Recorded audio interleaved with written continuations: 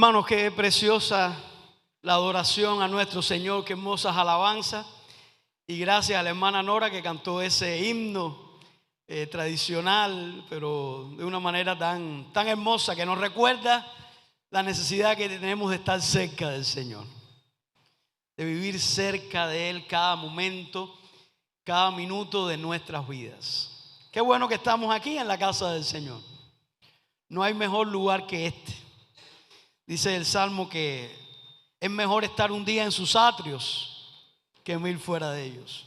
Y cuando tenemos esta oportunidad de encontrarnos con el Señor, de alabarlo en espíritu y en verdad, de escuchar estas alabanzas, es como si tuviéramos un ensayo del cielo, un destello del cielo, de cómo el Señor llena y satisface nuestras vidas.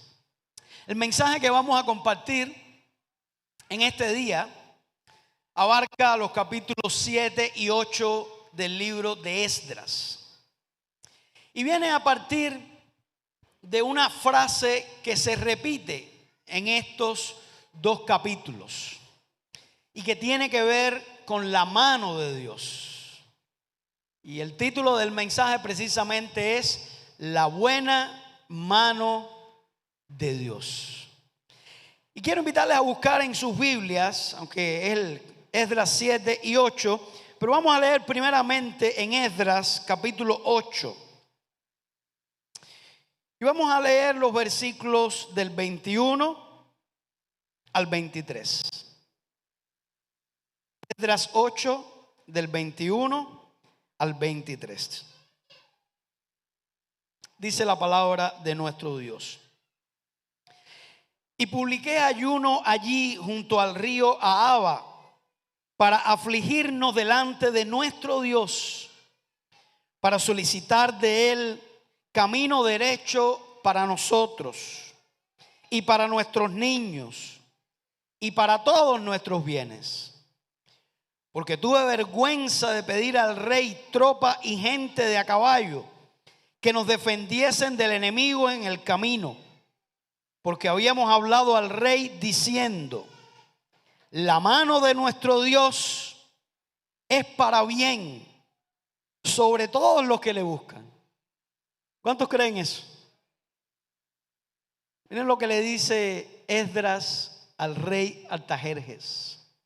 La mano de nuestro Dios es para bien sobre todos los que le buscan, mas su poder y su furor contra todos los que le abandonan. Ayunamos pues y pedimos a nuestro Dios sobre esto, y él nos fue propicio. Oramos. Padre, gracias por tu palabra. Qué bendición es poder tenerla y leerla cada día. Qué bendición es poder reunirnos libremente a meditar en ella, a animarnos los unos a los otros con ella. Queremos suplicarte, Padre, que en esta hora tu Espíritu Santo use tu palabra para edificarnos, para corregirnos, para redarguirnos, para instruirnos, y que podamos, Señor, tomar decisiones a la luz de tu palabra.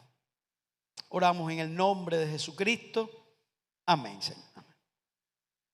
Como vamos a ver en este mensaje, hay una frase que se repite en los capítulos 7 y 8.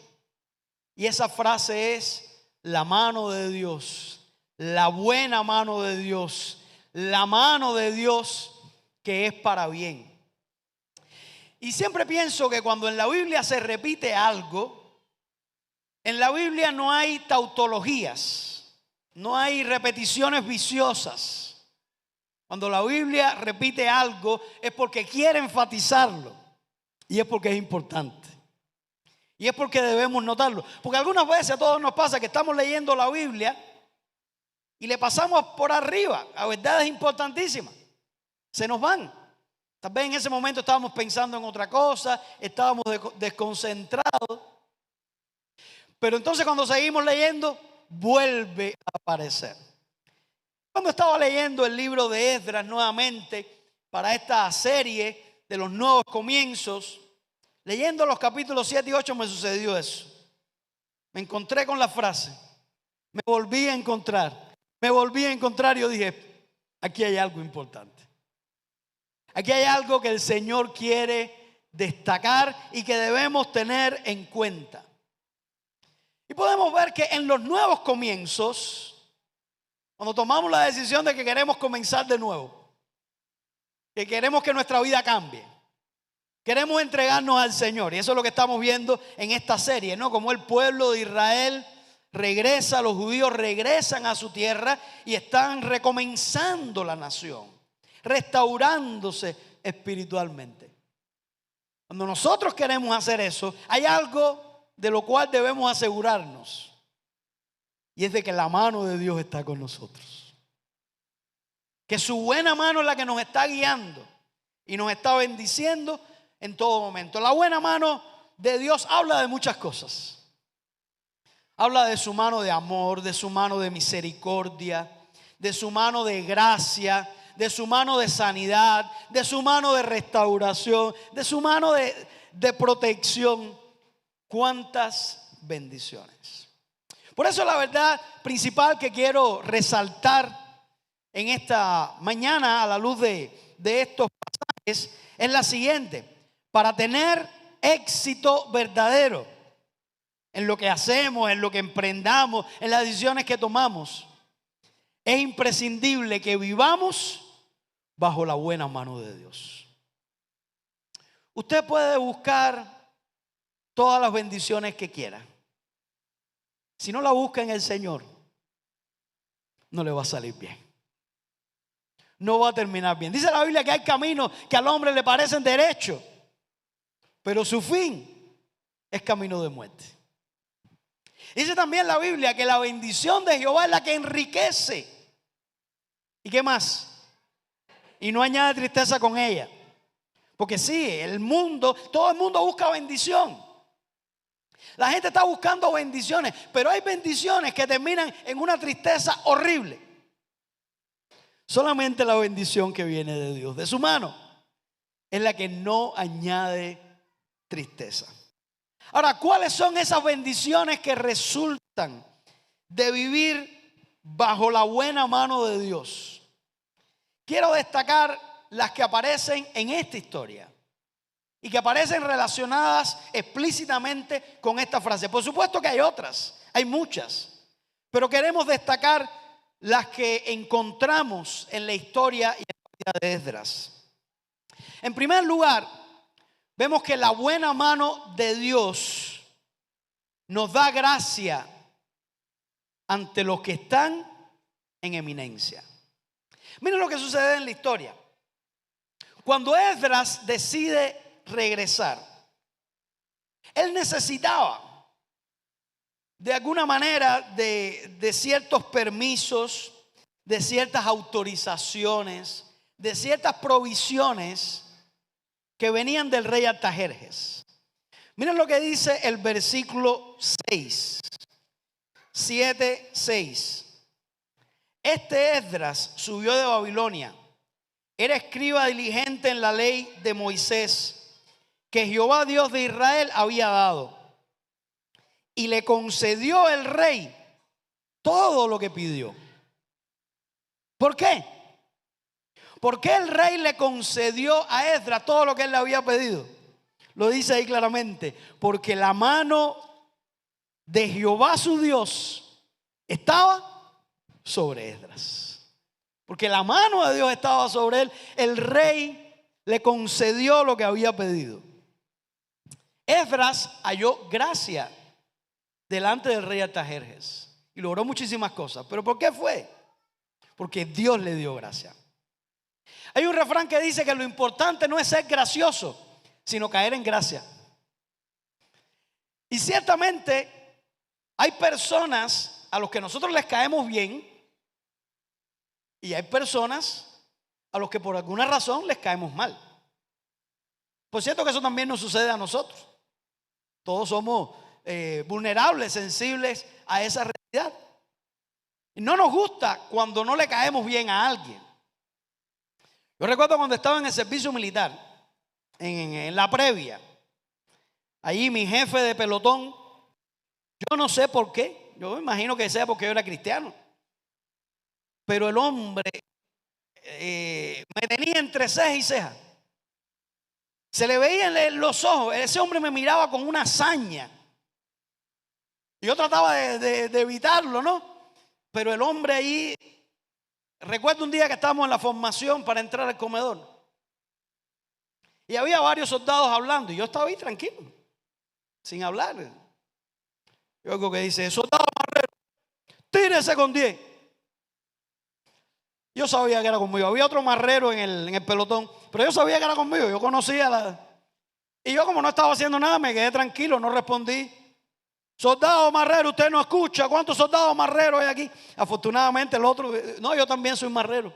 Ah, no, pero con aquel marrero, tírese con 10. Bueno, les voy a contar cómo terminó la historia. Solamente era para darle un ejemplo, como algunas veces, por gusto, usted no le cae bien a alguna persona y eso le puede traer problemas. Pero otras veces hay personas a las que les caen gracia. Hace poco tuve que hacer una gestión en la empresa eléctrica. Ustedes saben cómo son las gestiones, ¿no? Llegué ahí al lugar y había una persona delante de mí y la funcionaria, el personal administrativo y que atendió a aquel hombre. Bueno, el hombre empezó hablando de quién era él. Allí él presentó todo su currículo vitae. Yo estaba escuchando porque estaba detrás de ahí. Incluso dijo que había sido hasta diputado de la asamblea. No sé si habrá sido cierto, pero bueno, el hombre le dijo allí todas las cosas. La mujer lo escuchó y lo escuchó por 1 minuto y medio más o menos. Y después de eso, lo que le puso la mujer al hombre, al diputado, lo puso como un zapato. Imagínense, yo tenía que venir detrás. Y yo llegué, yo no presenté currículo, yo no dije quién era, simplemente le dije por qué yo estaba ahí. Óigame, la mujer me trató con una amabilidad. Y yo decía por dentro, eso es la gracia del Señor. Ustedes saben, a las 8 de la mañana pasar una pena así de esa forma, de que te digan ahí. Pero bueno, parece que le caí en gracia a la mujer. Hay personas que les vamos a caer bien, hay personas que les vamos a caer mal. Déjenme decirle que no debemos preocuparnos tanto porque le caigamos mal a algunas personas. Lo importante es caerle bien a la persona adecuada. De hecho, el caerle bien a algunas personas es un mal síntoma. Es preocupante. Dice un pensamiento que si el bueno no aprueba, eso es malo. Pero si el malo aplaude, eso es peor. Entonces hay ciertas personas que si tú le caes bien, tú estás contento. Vos dices, si yo le caigo mal a esta persona es que estoy haciendo las cosas correctamente. No es que uno quiera ser contencioso ni nada, pero es una realidad. No le vamos a caer bien a todo el mundo. El mismo Señor Jesucristo, el ser humano más perfecto que ha vivido en este mundo, tuvo personas que no lo soportaron. Pero miren lo que dice Proverbios 16:7. Cuando los caminos del hombre son agradables a Jehová, aún a sus enemigos hace estar en paz con él. Y eso lo puede hacer el Señor. Cuando los caminos son agradables a Jehová. Y ya vimos nosotros en el mensaje anterior que los caminos de Esdras eran agradables a Jehová. Porque él preparó su corazón para inquirir en la ley de Jehová, para practicarla y para enseñarla. Así que el rey Artajerjes, que supuestamente era un enemigo del pueblo de Israel, llegó a ser una bendición. Esdras encontró gracia en los ojos de este emperador. Y él lo reconoce y él dice, no es porque yo sea muy simpático, no es porque yo sea muy gracioso, es que la buena mano de Dios estaba sobre mí. Y esta gracia que encontró Esdras se evidencia de varias maneras. En primer lugar, Artajerjes le tenía estima a Esdras. Ya vimos en el mensaje pasado cómo lo había presentado. Miren el versículo 12 del capítulo 7.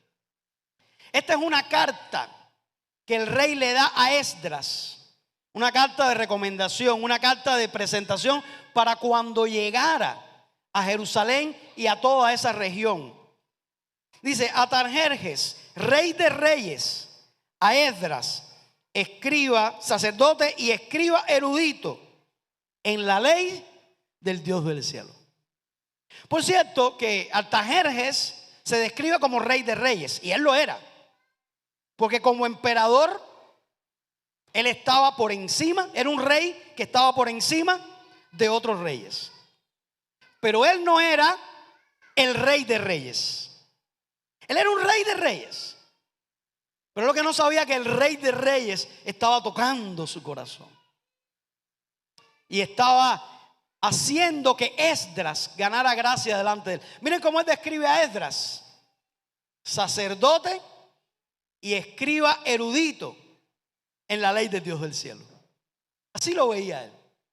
Él reconoció que Esdras era un hombre capaz, un hombre de un gran conocimiento en las escrituras que había logrado. Más adelante vamos a ver cómo Artajerjes reconocía que Esdras era un hombre sabio, y además reconocía que era alguien en quien podía confiar. Entonces tenía en estima a Esdras. Vemos en el versículo 13, miren lo que sigue diciendo la carta: por mí es dada orden que todo aquel en mi reino, del pueblo de Israel y de sus sacerdotes y levitas, que quiera ir contigo a Jerusalén, vaya. Le está dando la oportunidad de que todos los que quieran regresar, sacerdotes, levitas, todos los que quisieran regresar con Esdras, podían hacerlo. El rey podía decir: de aquí no se va nadie. Aquí ustedes los trajeron, ustedes se van a quedar aquí, yo los voy a controlar aquí.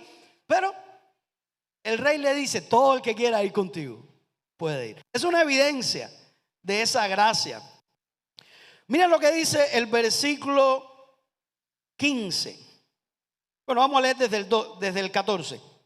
Porque de parte del rey y de sus 7 consejeros eres enviado a visitar a Judea y a Jerusalén, conforme a la ley de tu Dios que está en tu mano, y a llevar la plata y el oro que el rey y sus consejeros voluntariamente ofrecen al Dios de Israel, cuya morada está en Jerusalén.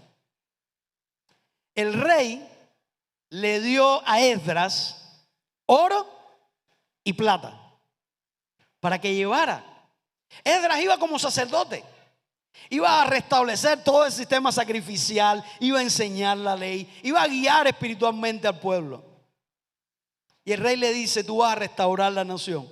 Yo te voy a dar de mi propio tesoro, te voy a dar oro y plata. Pero no termina ahí.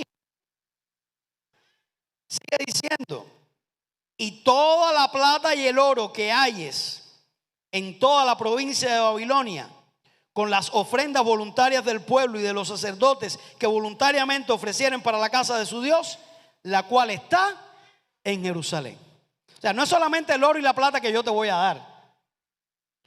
Todos esos judíos, porque había muchos judíos que estaban en Babilonia, que les iba bien, que habían prosperado y no querían regresar a Jerusalén, pero estaban dispuestos a enviar sus ofrendas.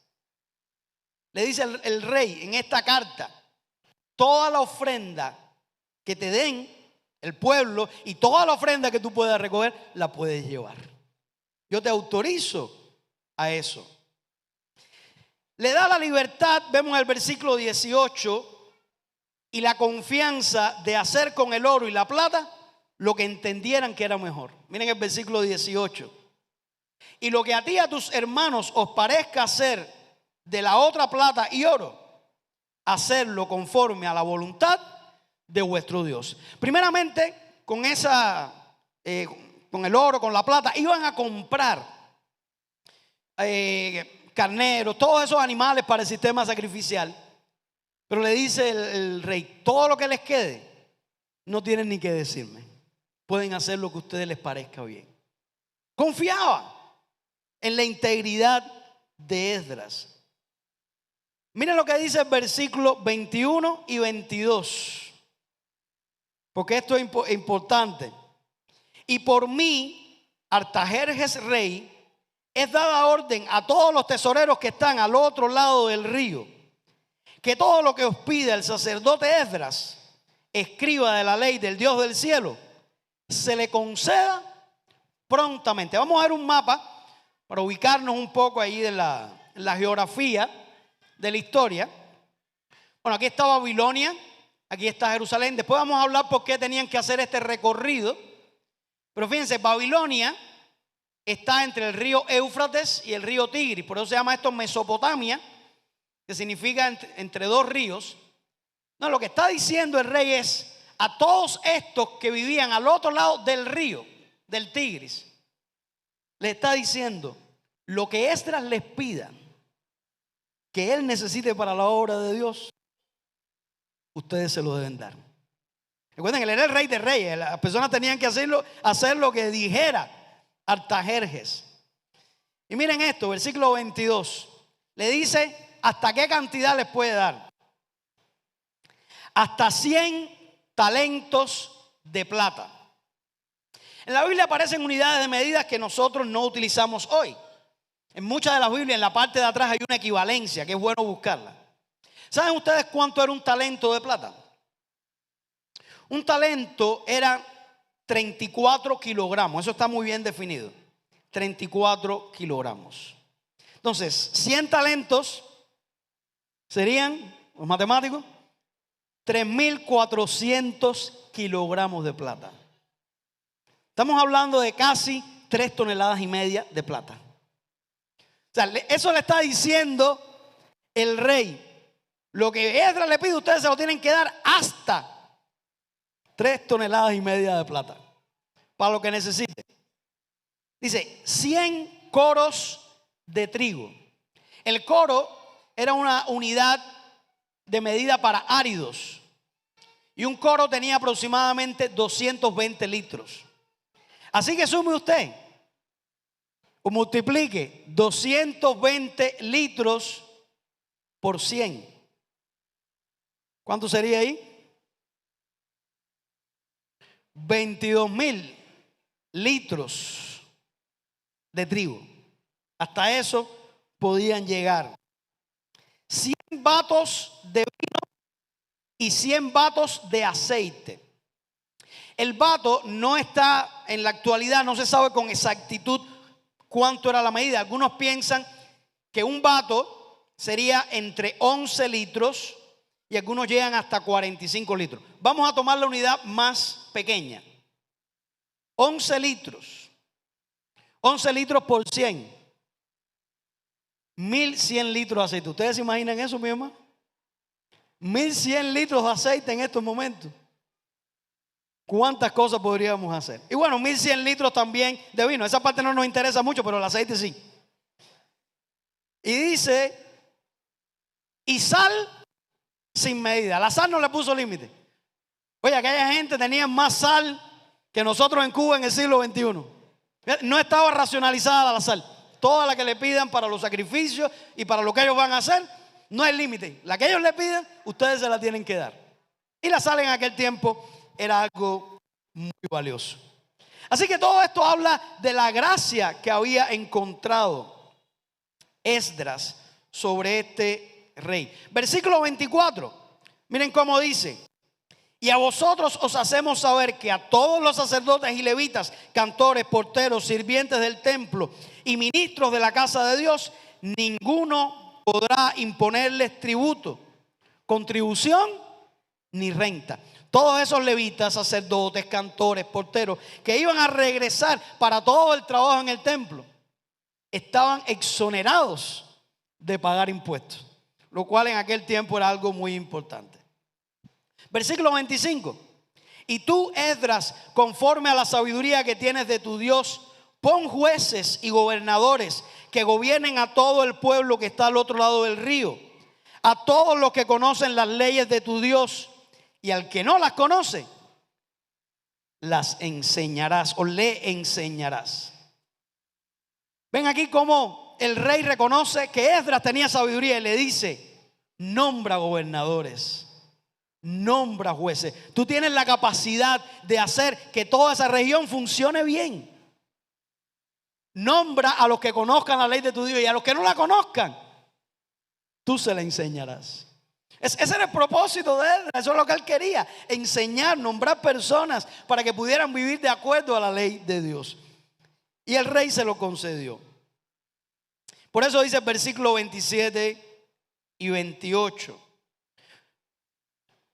Estas son palabras ahora de Esdras, reconociendo: bendito Jehová Dios de nuestros padres, que puso tal cosa en el corazón del rey, para honrar la casa de Jehová que está en Jerusalén. Esdras no dijo: oye, es verdad que yo soy inteligente, es verdad que yo soy sabio, es verdad que yo soy un tipo simpático, yo le caigo bien a la gente, yo me cuelo por el hueco de una aguja, yo logro cualquier cosa. Esdras era un hombre espiritual. Esdras era un hombre centrado en Dios. Él dice: Señor, yo te alabo, yo te bendigo, porque todo esto que se ha logrado, que parecía imposible, es porque tú lo pusiste en el corazón del rey. Mira el versículo 28. E inclinó hacia mí su misericordia delante del rey y de sus consejeros y de todos los príncipes poderosos del rey. Allí lo reconoce y le da la gloria al Señor. Cuando la mano de Dios está con nosotros, Él nos ayuda a hallar gracia delante de los hombres, fundamentalmente delante de personas clave. En segundo lugar, vemos en el versículo 9, 7-9. Porque el día primero del primer mes fue el principio de la partida de Babilonia, y al primero del mes quinto llegó a Jerusalén, estando con él la buena mano de Dios. Aquí está hablando, está haciendo un resumen antes de explicar cómo fue todo el proceso. Está haciendo un resumen de lo que sucedió. Salió el mes primero y llegó en el mes quinto, 4 meses de viaje. Lo que está diciendo Esdras es: pudimos llegar, pudimos cumplir la meta, pudimos hacer aquello que parecía imposible. ¿Por qué? Porque la buena mano de Dios estaba sobre mí. Después vamos a ver de las dificultades que tenía este viaje. Pero lo que podemos y lo que queremos señalar en este segundo punto es que la buena mano de Dios nos ayuda a cumplir nuestras metas en Dios. ¿Cuántas metas tenemos? ¿Cuántas resoluciones? A fin de año hacemos resoluciones. Yo quiero hacer esto, yo quiero lograr lo otro. Queremos empezar una carrera y queremos empezar un trabajo o queremos comenzar un ministerio. ¿Cuántas veces empezamos y no terminamos? ¿Cuántas veces estamos muy confiados? Yo voy a hacer esto y yo voy a hacer lo otro, y al final, y ya lo planificamos todo, y al final todo se vuelve un desastre. ¿Saben cuándo no cumplimos nuestros deseos, nuestras metas, nuestros sueños? Cuando no están guiados por Dios. Pero Esdras nos enseña que cuando nuestras metas son en Dios, Él nos ayuda a cumplirlas. Aun cuando parezca imposible, aun cuando nos sobrepase. Porque lo único que nosotros necesitamos para tener éxito en la vida es la mano de Dios. Me encantó el coro ese que dice: en mi vida y caminar me basta tu fidelidad. Eso es lo único que nosotros necesitamos. Que la fidelidad de Dios nos acompañe, que su mano nos guíe. No importa los problemas que puedan venir en el camino. Si es la voluntad del Señor, Él nos va a ayudar a terminar, y a terminar con éxito, así como hizo con Esdras. La tercera bendición de vivir bajo la mano de Dios la encontramos en el versículo 28b. Después que recibió la carta de Artajerjes, dice Esdras: y yo, fortalecido por la mano de mi Dios sobre mí, reuní a los principales de Israel para que subiesen conmigo. ¿Qué hace la buena mano de Dios? La buena mano de Dios nos fortalece, nos fortalece para hacer su obra, nos anima. Hay veces que queremos hacer algo para el Señor, pero nos llenamos de temor o nos sentimos débiles. Nos parece que no podemos. Al parecer Esdras se sintió así. Ya cuando tenía, tal vez estaba haciendo los planes, pero cuando ya tenía que salir, ahí es donde empieza la ansiedad y el temor y todas las cosas. Muchas veces enfrentamos. Pero qué bueno saber que Dios nos fortalece, la buena mano de Dios. Adelante, no tengas miedo, confía. Cuando nosotros nos humillamos delante de Dios, cuando reconocemos que no tenemos fuerza, ese es el mejor momento, porque entonces cuando Dios nos fortalece. Decía el apóstol Pablo que él se gloriaba en sus debilidades. Porque el Señor le dijo: bástate mi gracia, porque mi poder se perfecciona en la debilidad. Y decía Pablo: cuando soy débil, entonces soy fuerte. Cuando reconocemos que no es con nuestra fuerza, no es con nuestra habilidad, no es con nuestra sabiduría, entonces que la mano del Señor nos fortalece y nos ayuda a enfrentar los desafíos y nos ayuda a seguir adelante. Hay algunos hermanos de la congregación que van a comenzar en el seminario y eso algunas veces atemoriza. ¿Y qué va a suceder? ¿Y cómo van a ser los estudios? ¿Y cómo va a ser el trabajo? ¿Y cómo yo voy a vivir? Si el Señor te llama, si el Señor está en su voluntad que tú le sirvas, Él te va a fortalecer. Y Él te va a dar la gracia para llegar con éxito al final. La cuarta bendición la encontramos en los versículos del 15 al 20 del capítulo 8. Dice: los reuní junto al río que viene de Ahava, y acampado allí 3 días, y habiendo buscado entre el pueblo y entre los sacerdotes, no hallé allí de los hijos de Leví. Ya cuando estaban reunidas las personas que iban a ir en el viaje junto al río Ahava, Esdras viene a ver quiénes son aquellos que respondieron al llamado, a la invitación de regresar a Jerusalén, y se da cuenta de que entre aquellas personas no había de la tribu de Leví, no había levitas. Y dice: esto es un problema, que parte del servicio del templo depende de la obra que hacen los levitas. Versículo 16: entonces despaché ahí a un grupo de hombres, que aparecen los nombres ahí, hombres principales, asimismo a Joiarib y al Natán, hombres doctos, y los envié a Ido, jefe en el lugar llamado Casifia, y puse en boca de ellos las palabras que habían de hablar a Ido, y a sus hermanos, los sirvientes del templo, en el lugar llamado Casifia, para que nos trajesen ministros para la casa de nuestro Dios. Envió a un grupo de personas para que fueran, buscaran, hicieran un llamado, predicaran.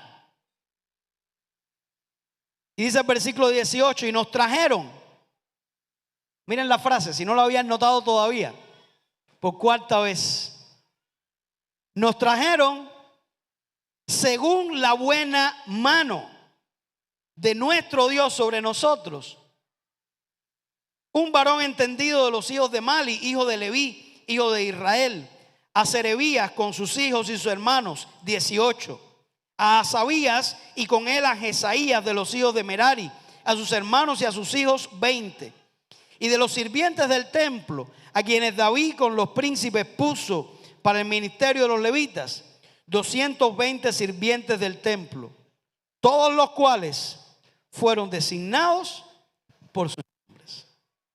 ¿Qué nos enseña esto? ¿Cuál es la cuarta bendición? Cuando la mano de Dios está sobre nosotros, Dios provee líderes para el ministerio. Líderes idóneos. Eso es lo que reconoce Esdras. Esdras se encontró en un momento, como muchas veces estamos nosotros en la convención, ¿no? Que hay iglesias pidiendo que necesitan un pastor, iglesias que quieren un misionero y no tenemos. ¿Y qué vamos a hacer? ¿Cómo vamos a resolver este problema? Esdras envió personas, pero nuevamente Esdras no dice: oye, ¿verdad que yo escogí a las personas idóneas? Qué buenos fueron esos predicadores que yo mandé. Qué poder de convencimiento tenían. Qué persuasión. ¿Qué es lo que dice Esdras? Pudimos reclutar a estos levitas idóneos porque la buena mano de Jehová estaba sobre nosotros. ¿Saben ustedes que una de las bendiciones más grandes que evidencian la Dios obrando sobre nuestras vidas es que Él envía a su pueblo líderes idóneos, buenos pastores, buenos misioneros? Algunas veces pensamos que todos los pastores, todos los líderes son hombres de Dios y no es así. Y déjenme decirle algo: como sean los poderes, así serán las iglesias. Los líderes tienen un poder de influir positiva o negativamente. ¿Quieres una evidencia de la mano de Dios? El hecho de que Él provea líderes que sean fieles. Uno de los momentos difíciles para una iglesia es cuando por alguna razón se queda sin pastor, se queda sin líder y tiene que tomar la decisión, de acuerdo al gobierno congregacional que tenemos nosotros los bautistas, de escoger un nuevo líder, un nuevo pastor. Esa es una de las decisiones más trascendentales que tiene que tomar una iglesia. Y como presidente de la convención, muchas iglesias me llaman, me piden consejo, me piden asesoría. Y yo siempre les digo: esto es algo serio. Esto es algo que requiere oración. Requiere que sea el Señor quien llame. Una de las grandes necesidades que nosotros tenemos en la obra en Cuba es de líderes, de obreros. Tenemos 590 iglesias en la convención y aproximadamente 230 pastores ordenados. Hay más de la mitad de las iglesias que no tienen un pastor ordenado residente. Y eso es un problema. ¿Cómo vamos a resolver este asunto?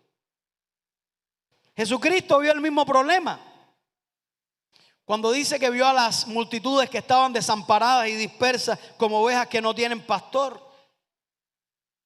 Dice que tuvo compasión de ellas.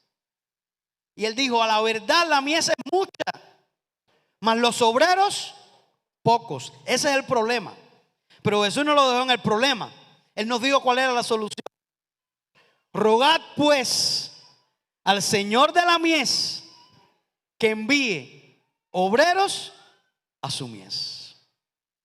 Necesitamos orar para que Dios levante obreros, para que sea Dios quien llame, quien toque los corazones. Hay cosas que los hombres no podemos hacer, pero Dios sí puede hacer. En medio de toda esta necesidad de obrero que estamos viviendo,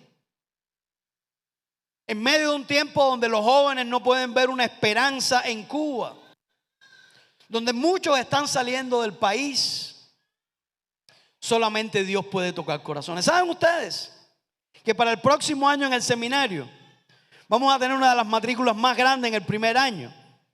Ya sobrepasamos los 40 estudiantes para años. Y cuando uno escucha los testimonios de cómo Dios los ha llamado, pues es una pregunta que les hacemos en la entrevista: ¿cómo es tu testimonio de conversión y cómo es tu testimonio de que Dios te ha llamado? Es impresionante, mis hermanos, es impresionante. Aquellos levitas, ellos estaban ya bien en Babilonia, tenían su vida, algunos habían prosperado. Volver a Jerusalén, a reconstruir una ciudad, a trabajar en el templo, era difícil. Pero hubo un grupo que llamó y dijo: nosotros regresamos, nosotros vamos a hacer. Hay un testimonio de un estudiante del seminario que ahora está en tercer año de ministerio pastoral.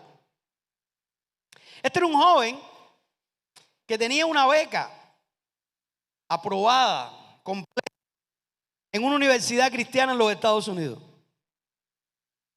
Y precisamente en un viaje a los Estados Unidos estaba en un congreso donde había miles de jóvenes. Y él cuenta en su testimonio que mirando a todos aquellos jóvenes, él se hizo una pregunta: ¿y cuántos de estos jóvenes van a servir en Cuba? Y sintió que el Señor le dio en su corazón: tú eres el que vas a servir en Cuba. Y oyó que era la voz de Dios y tomó la decisión en ese momento: yo regreso a Cuba, renuncio a mi beca y voy a estudiar al seminario porque voy a ser un pastor en Cuba. Estudiante de tercer año. ¿Quién puede hacer eso? Solamente Dios. Yo no tengo suficiente capacidad de convencimiento para decirle a un joven de 23 años soltero que tiene una beca en una universidad de los Estados Unidos que deje eso y que venga para acá a estudiar en el seminario para ser un pastor. Yo no tengo esa capacidad, pero Dios sí puede hacerlo. ¿Y saben por qué? Por su buena mano. Porque su buena mano está proveyendo los líderes que la obra necesita. Y eso es algo que nosotros debemos buscar. Y eso es algo que también nosotros debemos orar. Finalmente, la quinta bendición de vivir bajo la buena mano de Dios es que Dios nos protege de peligros cuando nosotros vivimos bajo su buena mano. Y este pasaje me encanta. Fue el que leíamos al principio.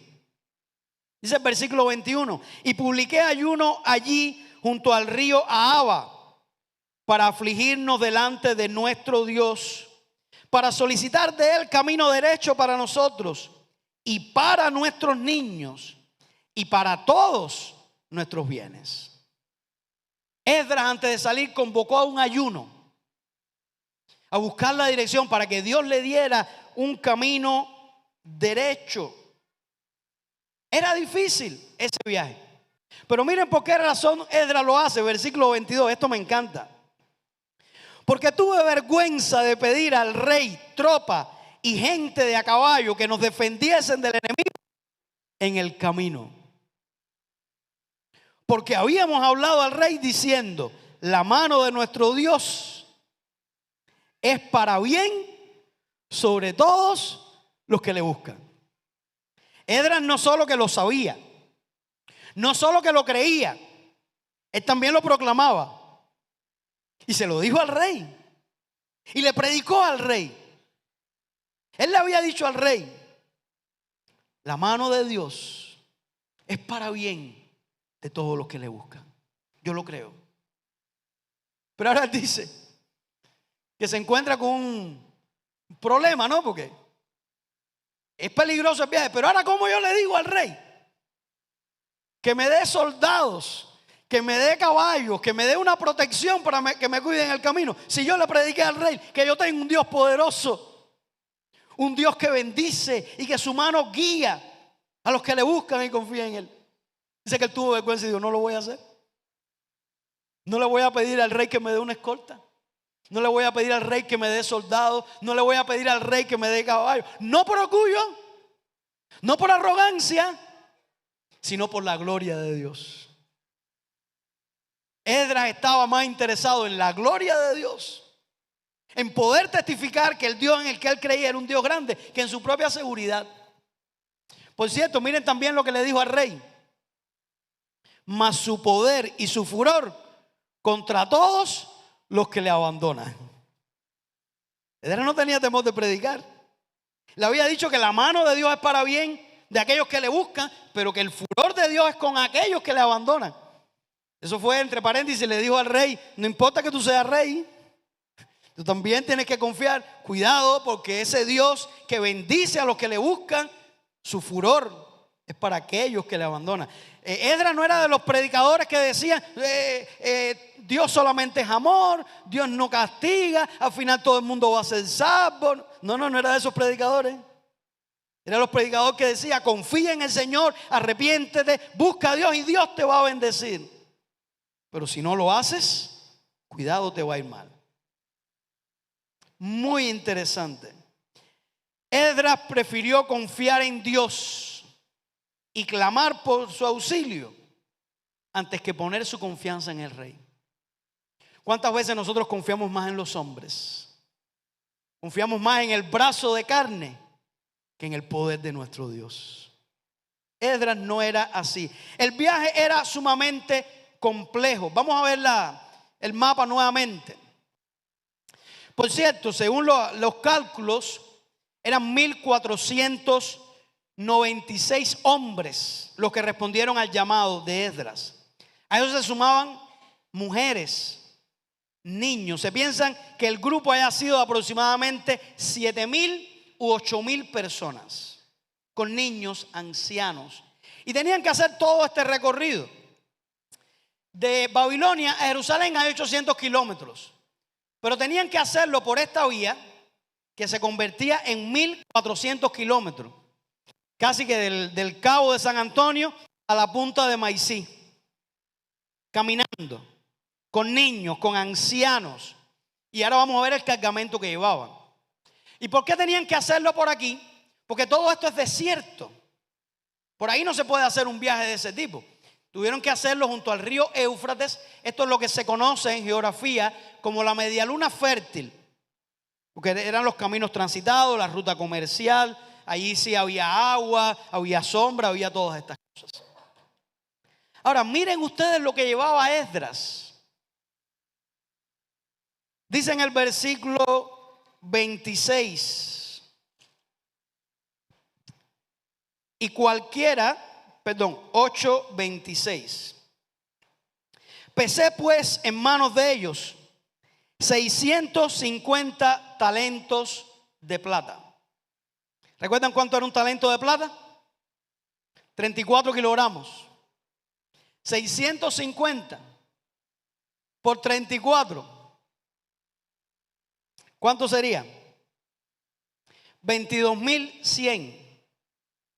Más de 22 toneladas de plata llevaban con ellos. Pero ahí no termina.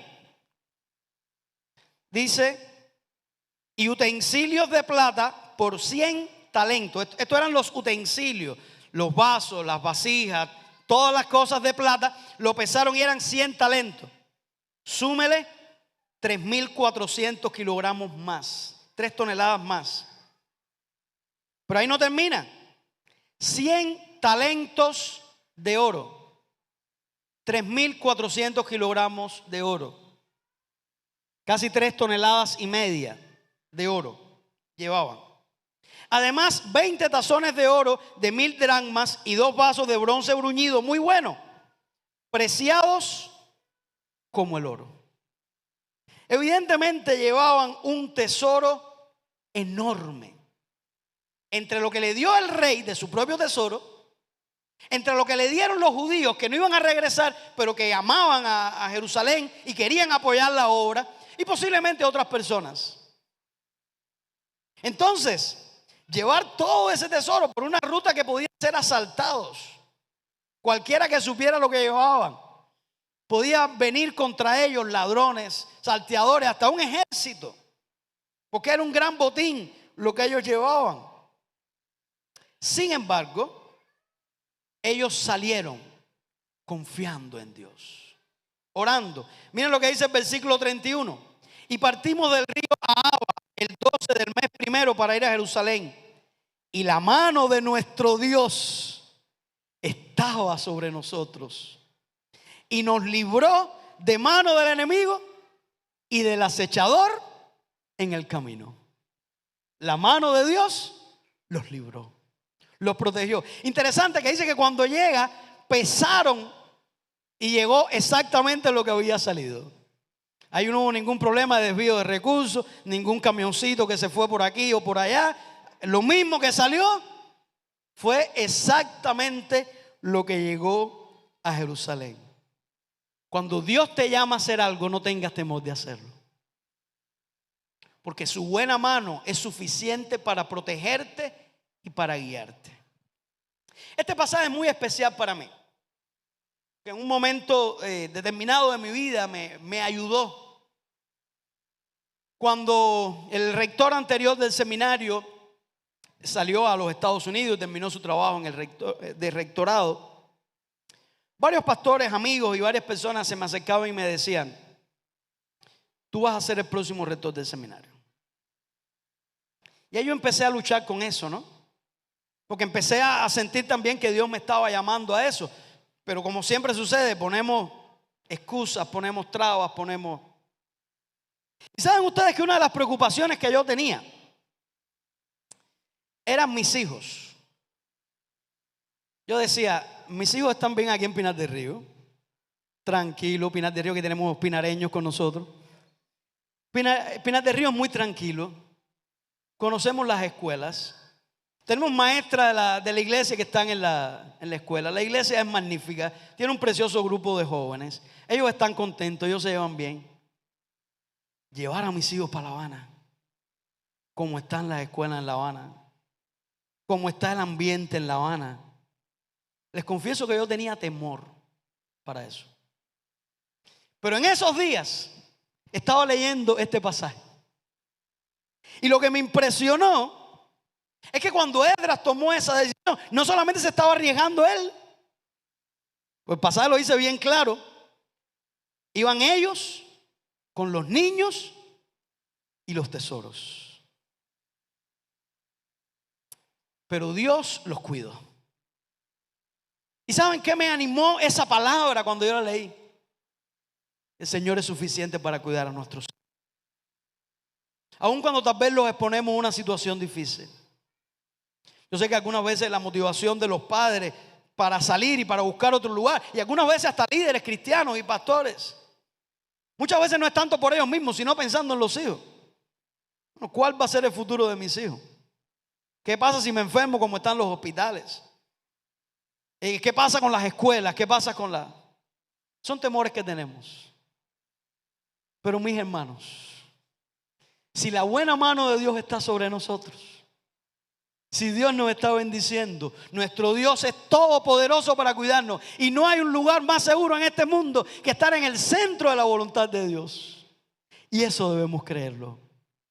Y debemos confiar, no en las circunstancias, no en nuestros recursos, no en nuestras capacidades, sino en la bendición de Dios, en su buena mano. Lo que más necesitamos no es un lugar seguro. Lo que más necesitamos no es la protección de los hombres. Lo que más necesitamos es la fidelidad de Dios. Como dice el coro, en mi vida y caminar me basta tu fidelidad. ¿Lo crees? ¿Lo creemos? ¿Qué impacto debió haber provocado aquella experiencia en todos aquellos que viajaron con Esdras?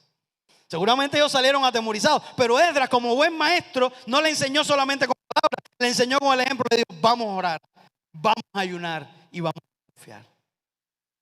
Cuando aquellas personas llegaron a Jerusalén, después de 4 meses de viaje, llegaron sin ningún problema. Aprendieron a confiar en Dios. ¿Qué habrá pensado el rey? A lo mejor el rey estaba esperando. Yo voy a ver si él me pide ayuda, a ver si es verdad que confía tanto en su Dios. Esdras no le pidió ayuda.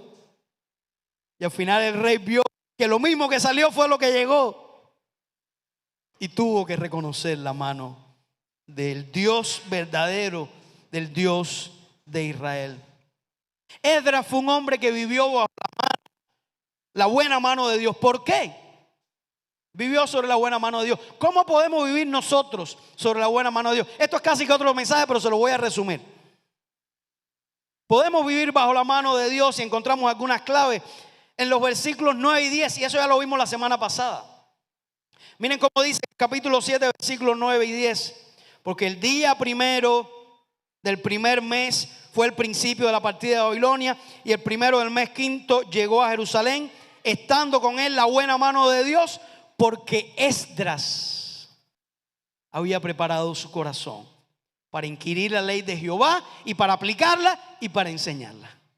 Cuando nosotros buscamos la palabra de Dios y la aplicamos a nuestra vida y la enseñamos, dice aquí la Biblia que la buena mano de Dios está con nosotros. Segunda clave la encontramos en el versículo 21. Vemos allí que Esdras proclamó un ayuno y oración. Necesitamos orar a Dios. Necesitamos depender de Dios si queremos que su buena mano esté sobre nosotros. Dice primera de Pedro 5:6, humillaos pues bajo la poderosa mano de Dios para que Él os exalte cuando fuere tiempo. Y finalmente, en el versículo 22 encontramos una tercera clave. Lo que le dice Esdras Artajerjes: la mano de Jehová es para bien sobre todos los que le buscan. ¿Buscas tú a Jehová? ¿Eres tú uno de esos que le busca? O pudiéramos decirlo de otra manera: ¿quieres que la buena mano de Dios esté sobre ti? Según el pasaje, tienes que buscar a Dios. Tienes que clamar a Él. Tienes que anhelar su bendición. Ya hemos visto 5 de las grandes bendiciones que Dios nos da cuando su buena mano está sobre nosotros. Hay otras, pero podemos recapitular. Nos da gracia ante las personas que están en eminencia. Nos ayuda a cumplir nuestras metas en Dios. Nos fortalece para hacer la obra. Provee líderes idóneos para el ministerio y nos protege de peligro. Lamentablemente, no todas las personas viven bajo la buena mano de Dios. Esdras no tuvo temor de proclamarle al rey y decirle que el furor de Dios está sobre aquellos que abandonan al Señor, sobre aquellos que no confían en el Señor. Algunos están lejos de Dios y de su voluntad y experimentan no la buena mano de Dios, sino la mano de juicio. Y dice Hebreos 10:31 que hay muchas personas que no son conscientes de esto. Dice Hebreos 10:31, y está en el Nuevo Testamento además, que horrenda cosa es caer en manos del Dios vivo. Debemos entender eso. El Señor extiende sus manos de amor. ¿Las vas a tomar? El Señor está extendiendo esas manos de amor sobre tu vida. El Señor está invitando. El Señor quiere que tú confíes en Él. El Señor quiere poner su mano de bendición sobre tu vida. ¿La estás tomando? Tristemente, muchas personas rechazan la mano de amor de Dios. Miren lo que dice Romanos 10:21. Y este es Dios hablando. Todo el día extendía mis manos a un pueblo rebelde y contradictor. Qué cosa tan triste es. Tan paradójica. El Señor extendiendo su mano de amor, de misericordia. Como cuando Jesús fue a entrar a Jerusalén. Que dijo: Jerusalén, Jerusalén, que apedreas a los profetas, que matas a los profetas y apedreas a los que te son enviados. ¿Cuántas veces quise juntar a tus hijos como la gallina junta los polluelos bajo sus alas y no quisiste? El Señor quiere guiarnos con su buena mano, pero tristemente hay muchos que no quieren vivir bajo la buena mano de Dios. Yo te pregunto, ¿quieres experimentar la buena mano de Dios o su mano de juicio? Es una pregunta que parece tan sencilla, pero qué triste que hay tantos que escogen la mano de juicio. Dice la Biblia que el que cree en el Hijo tiene la vida, pero el que rehúsa creer en el Hijo no verá la vida, sino que la ira de Dios está sobre él. Ora al Señor y pídele que su buena mano te bendiga. Dile que quieres vivir bajo su bendición. Termino con un escrito que leí hace un tiempo y siempre me ha impresionado mucho. Y dice: una pelota de baloncesto en mis manos vale $19. En las manos de Michael Jordan vale $33 millones. Todo depende de quién son las manos. Una paleta y pinceles en mis manos serían algo para pintar, pero en las manos de Miguel Ángel son obras de arte. Todo depende de quién son las manos. Un lápiz en mis manos puede servir para poner mi nombre y escribir algo más, pero en las manos de William Shakespeare sirve para crear historias maravillosas. Todo depende de quién son las manos. Una vara en mis manos puede ahuyentar fieras salvajes, pero en las manos de Moisés abrió el mar rojo. Todo depende de quién son las manos. Una onda en mis manos sería simplemente un juguete. En las manos de David mató a un gigante. Todo depende de quién son las manos. 2 peces y 5 panes son un almuerzo para 2. En las manos de Jesús alimentó a una multitud de miles. Todo depende de quién son las manos. Unos clavos en mis manos pueden servir para construir una silla, pero en las manos de Jesús trajeron salvación al mundo entero. Todo depende de quién son las manos. Manos hay muchas, pero las de Dios son las únicas manos en las que podrás confiar y descansar con toda garantía. Así que coloca tus aflicciones, tus preocupaciones, tus temores, tus anhelos, tus sueños, tus planes, tu familia, tus relaciones personales, tu ministerio en las manos de Dios. Si tu vida está en sus manos, puedes estar tranquilos. Puedes estar tranquilo porque te encuentras en el lugar más seguro que existe. Y recuerda siempre que todo depende de quién son las manos. Yo te pregunto hoy, ¿en las manos de quién tú estás? Ya vimos algunas claves para vivir bajo la buena mano de Dios. Pero hay una que es la primera, la más importante, imprescindible para vivir en las manos de Dios. Y es arrepentirnos de nuestros pecados y creer en Jesucristo como el único Señor y Salvador. Ese es el primer paso. Si hay alguien en este lugar que todavía no ha tomado esa decisión, lo hagas. Quiero invitarte a que te entregues a Cristo y le digas: Señor, yo quiero vivir en tus manos. Yo quiero que tú me salves. Yo quiero que tú tomes el control de mi destino. ¿Hay alguien que quiere entregarse a Jesucristo como su Señor y Salvador? Puede levantar la mano. Para vivir en las manos de Dios. Dios te bendiga, joven. ¿Hay alguien más? Dios te bendiga también. ¿Hay alguien más que quiere arrepentirse de sus pecados y entregarse a Cristo porque quiere vivir en las manos de Dios? ¿Alguien más quiere hacerlo? Dios te bendiga a ti también, qué bueno. ¿Alguien más quiere levantar su mano y entregar su vida a Cristo? Y quiere vivir para el Señor. Alguien más, no pierdas la oportunidad de hacerlo. Aquellos que ya hemos creído en Cristo, hay una promesa importante que debemos recordar, y con esto ya terminamos. Dijo Jesucristo en Juan 10, 27 y 28: mis ovejas oyen mi voz y yo las conozco y me siguen. Y yo les doy vida eterna y no perecerán jamás, ni nadie las arrebatará de mi mano. Si tú estás en las manos del Señor, nadie te puede arrebatar de allí. ¿Cuánto le dan gloria al Señor por eso? Si tú estás en las manos del Señor, no perecerás jamás. Gloria al Señor. Qué bendición estar en sus manos. Oramos. Padre, gracias por tu palabra. Ayúdanos a anhelar vivir bajo tu bendición.